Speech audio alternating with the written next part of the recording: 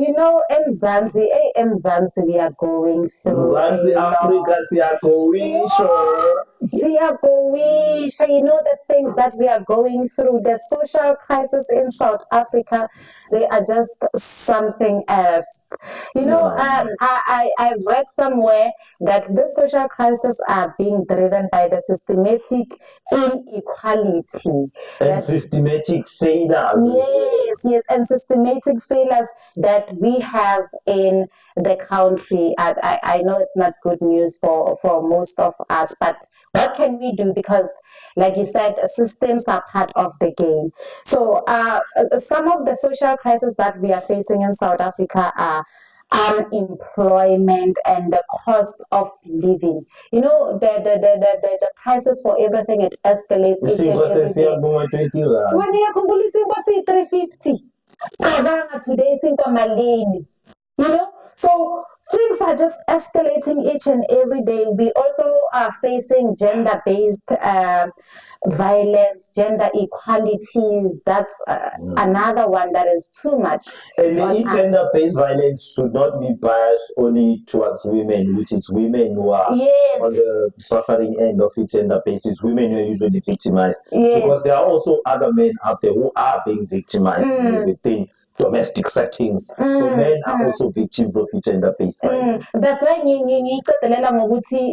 gender equalities, because I'm one of those women who do understand basically gender-based. It's not only about women, but it's also about men, and there are men out there who are experiencing it.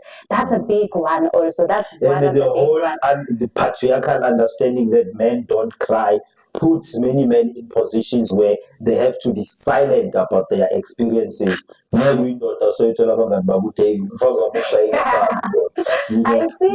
silent about it because we're in a patriarchal society. And then there's also been talks about men that even when they approach the law authorities, they go to police stations to report any GPV activities or behaviors against them. They get laughed, they get mocked by other policemen. Policemen are so sarcastic about the whole thing. So there's also been talk about that. So Zineng, we are going through. Another one is social cohesion and xenophobia. That one is also a big one, because then we don't get to be peaceful as South Africans, but also as people at large, because now Africa belongs to everyone, guys. Honestly speaking, this world belongs to anyone. But other than that, Mabizela, I want to talk to you the specific crisis that we are dealing with at the moment, right now, which is part of the basic services and infrastructure, the water crisis. The water crisis. Man, figure you didn't have water yesterday.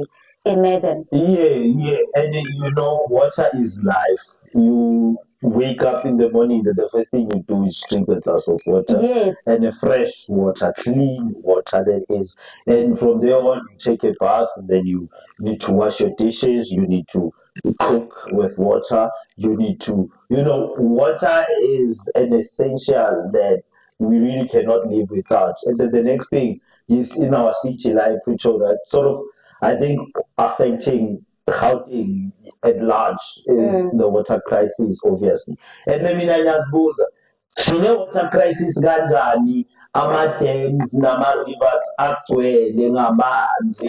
Water crisis kanjani because our rainfall throughout the summer season was very good. It was sufficient, I assume, because we had rain from like the whole of December, last year December, until manje April, beyilokile imvula. So manje, how come are we having water crisis while we have enough water in our reservoirs? It's not a question of it has not been raining enough. Imvula beyilokhu ina.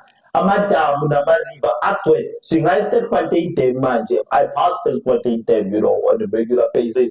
Amanzi agcwele. Vaal Dam, amanzi agcwele. Different rivers, kunamanzi la. So manje, water crisis ebuyaphi lena bona? According to what I've learned, Mabizela, rainwater is actually struggling to supply Gauteng, to be specific, with water, because this thing keeps on escalating because of the systematic emergency driven by the failing municipal infrastructure. The failing municipal infrastructure. Let's also talk about what happened in Hammersmith last year when a number of people, there were fatalities because of the quality of water that they were getting. And not that it was supposed to be that way. We ended up facing that reality because there is a tenderpreneur who was given a water tender to go and fix the water infrastructure in Hammersmith, who just pocketed all those deals and did not deliver on the savings.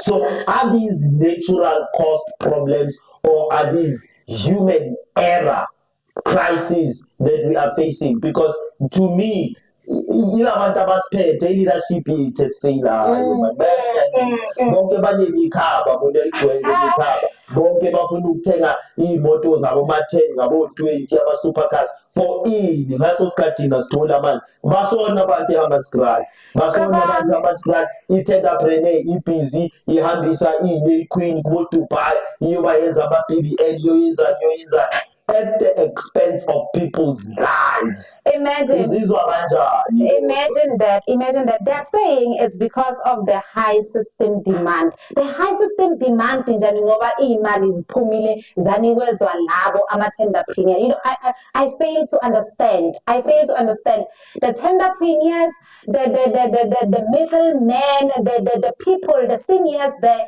in the governmental institutions. The entire system is rotten. Babodile. But how are we dealing with it? How are we? Because we are here in Gauteng and we need that water. You did mention that water is life. So how are we dealing with this? Because anyway, we want to go and knock at that tenderpreneur's house and demand. Besides practical means of filling our own buckets and making sure that we have the number of buckets filled with water. But that's the only. Is that the only way though that we can do it? The government is not doing the anything. most probable and practical solution that comes to mind now. I don't understand. I fail to understand. But now, this is only. It's not only the crisis that we are dealing with in South Africa. The solutions. Where are the solutions? People are not working on solutions each and every day. My understanding as a public servant, like a tenderpreneur, my understanding is we're not saying don't eat when, don't buy those fancy cars, don't. But why don't you start by saving whatever that you said? Yes, you're called to save. Why don't you just start by saving and then now uhambe uyenza ama-BBL?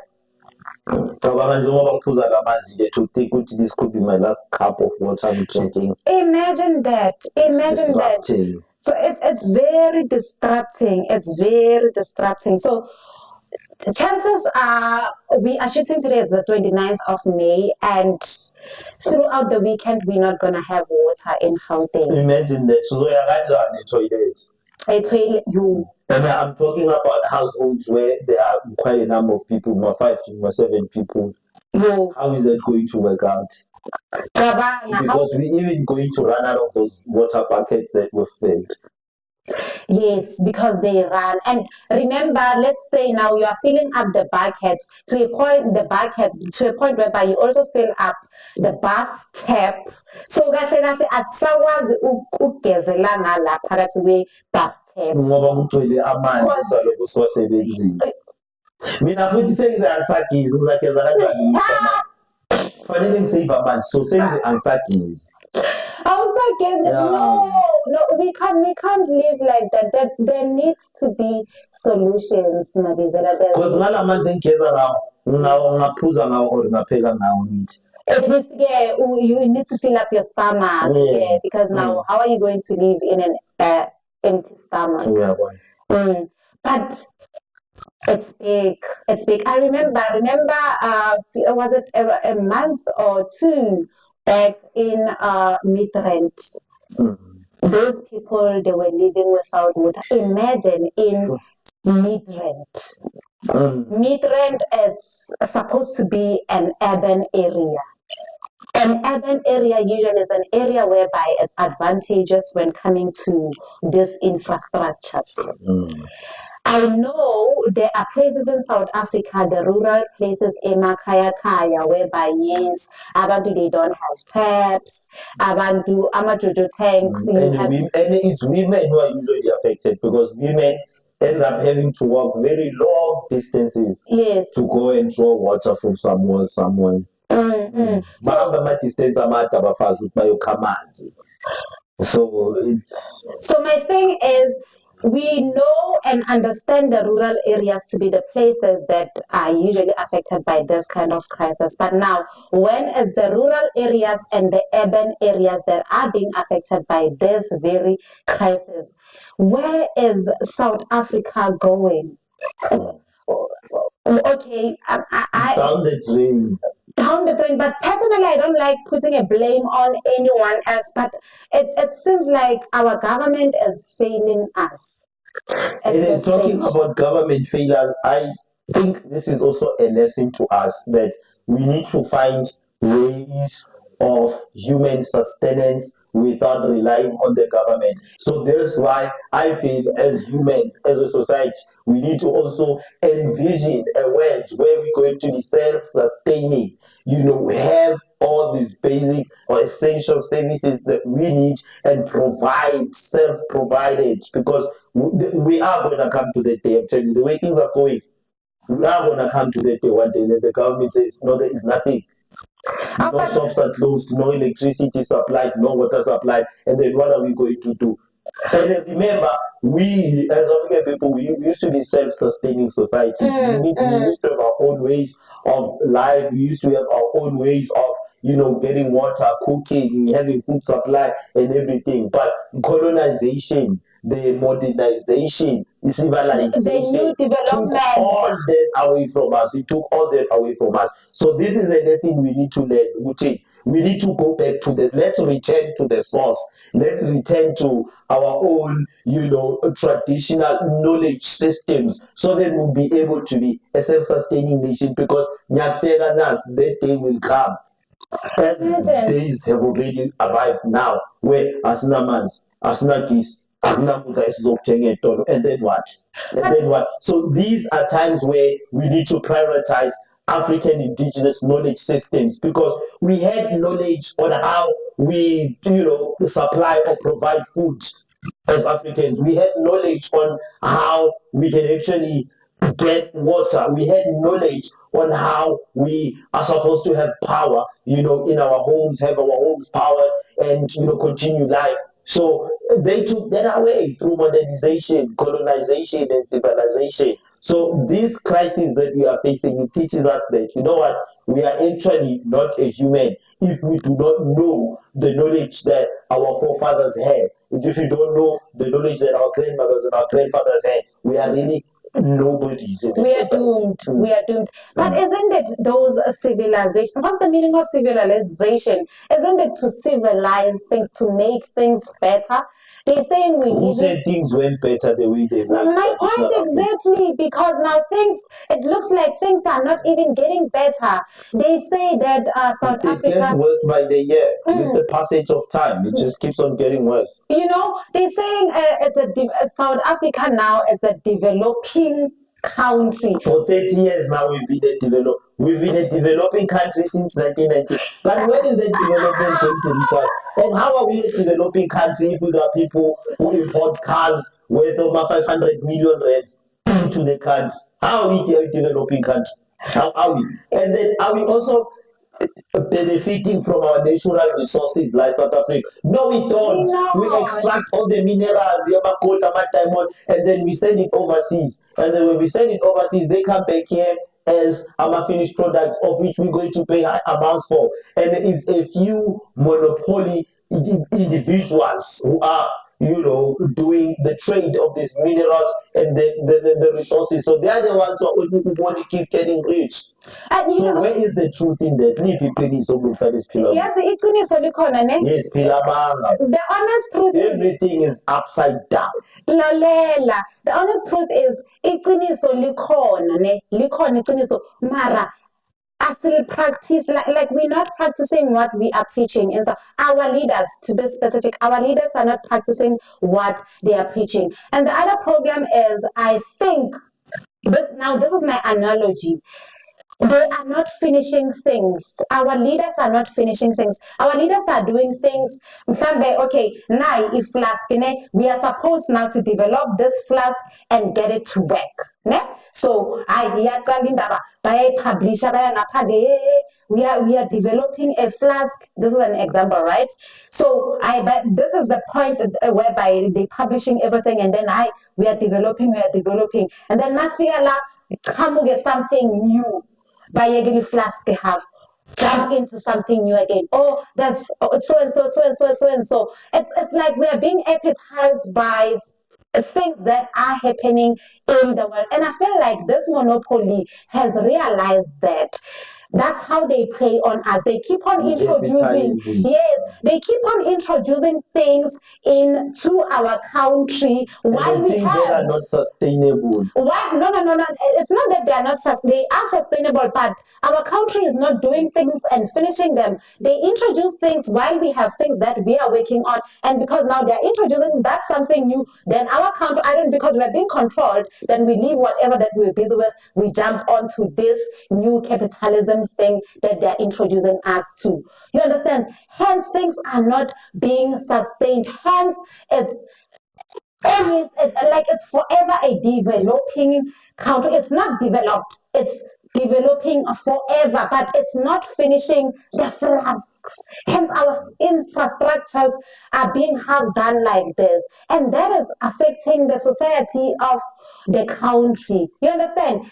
When you take a close look, those ones that are busy now allowing these capitalists to come in and introducing things and just taking out of our country, their lives are.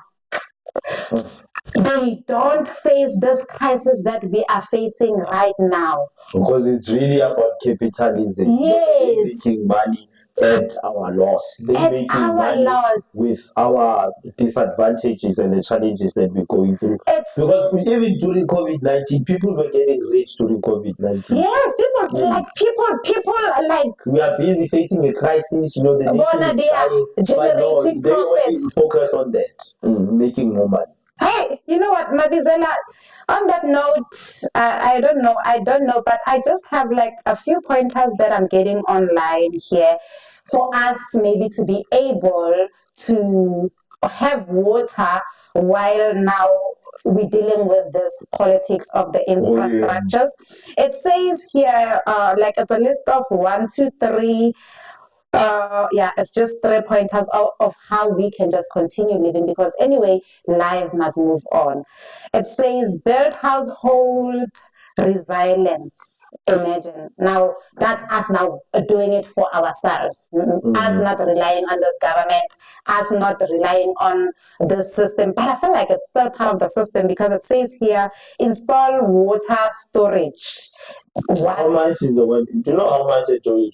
Hence, I'm saying it's still part of the system, because now you have to take out of your pocket and go and buy that JoJo tank. But how did we arrive at this reality? Because South Africa, there is a lot of water underground.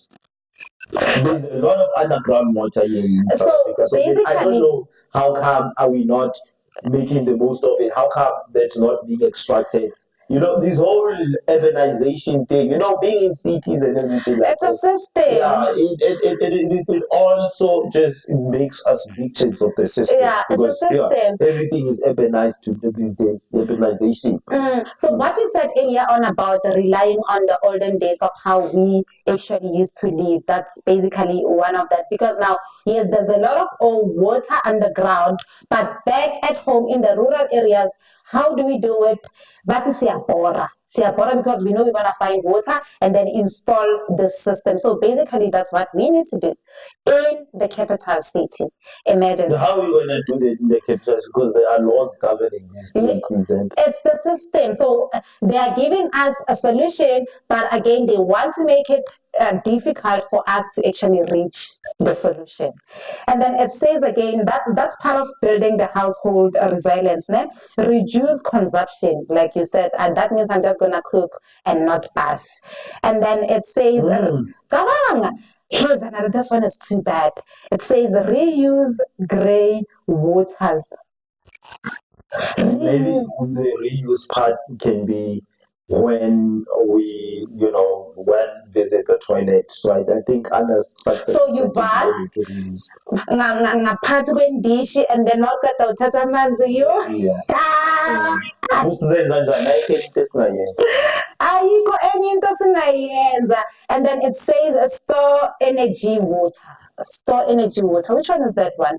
I don't know. Okay, let me read further about it. Always keep a supply of safe, drinkable bottled water in case municipality has. Yeah, that's energy water. It's just water stored in bottles. Yes. That is drinkable, much better than the water that we keep in the buckets. And they do sell water. These retailers also, they do sell water, but they do run out of that water also.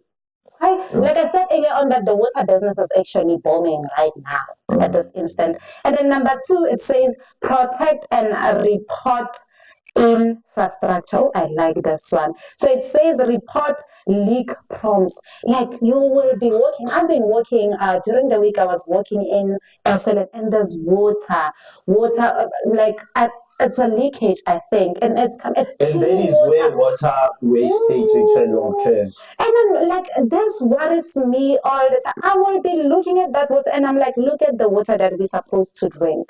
Snini water will be cut, and then we won't be having water. But water is leaking now. It's just going on the ground for nothing. Puzzles me. These people don't work, guys. They don't. The honest truth is, like I said, the truth is there, but it's not being practiced.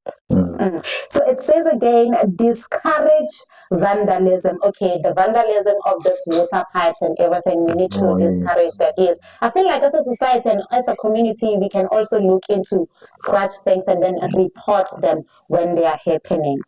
The third one, it says civic action and accountability, which is part of the reporting and everything. I think that's us being now accountable as the society. It says track local service delivery, monitor for notice regarding scheduled outreach. So like this weekend we won't be having water, and now our municipality, they're gonna be now doing what? Supplying water. So we need to Mara, how do we get to be careful? Because nalawa amanzi ama-tanks makafika abantu bayawabala, amanzi aphelela phansi. That's us now not being accountable again. Sure. And then someone getting rich again. That's someone so it getting makes rich. me wonder, if are we really having a serious water crisis? It's monopoly. It's a pawn.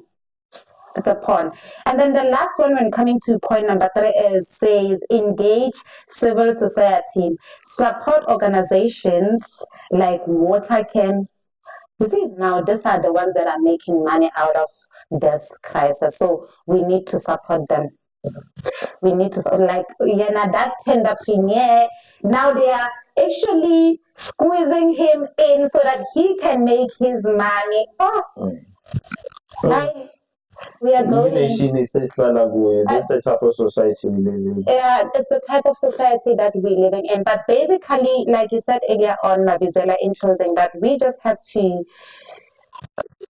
be responsible also, because anyway, it's us who needs this water. Unlearn and relearn. Unlearn this whole urbanization and relearn how we can be self-sustaining as a human being. Learn how we can be self-sustaining, looking into ways of how can we provide ourselves with these basic essential services. Because when that day comes and the government says there's no petrol, there's no food in the store, there's no electricity, there's no water, I see other people jumping from high buildings in the city, jumping to their own deaths, committing suicide. Yes. So we need to be self-sustaining. We need to reteach or relearn all the indigenous knowledge systems that we had. How did societies, prior civilization survive? How did they get water? How did they get power, and how did they get their food supply? That is what we, and then that's what the education system is supposed to be teaching us. Teaching us. To be Thank you. self-sustaining as a society, to be self-sustaining as human beings. Yeah. So in closing, viewers at home, just please make sure that you fill up the buckets, you fill up whatever that you can fill up with water, because this is actually the beginning of this water crisis. I feel like it's still gonna prolong and prolong. So just make sure that each and every day you fill up water somewhere, just to be able to bath, to be able to cook.